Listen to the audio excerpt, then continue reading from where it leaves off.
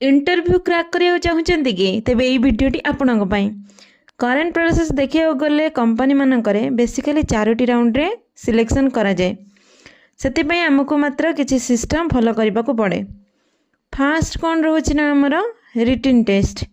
In this round interview माने मुख्यतः aptitude, logical thinking and technical round द्वारा selection करि थांती।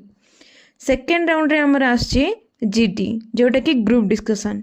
एथिरे से माने कोन देखंती ना कम्युनिकेशन स्किल, कॉन्फिडेंस केमती कोन, टीम वर्क केते रहू केमती मैनेज करचंदी, लीडरशिप क्वालिटी चेक करा जाए।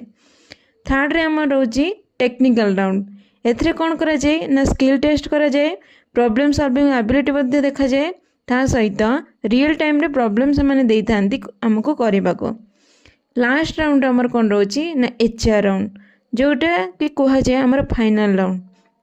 ये फाइनल राउंड रे कौन करा जाए ना मुख्यतः माने एटीट्यूड, पर्सनालिटी ए माने चेक कर थांती। एटा होची हमर जाउची टोटल प्रोसेस ऑफ इंटरव्यू।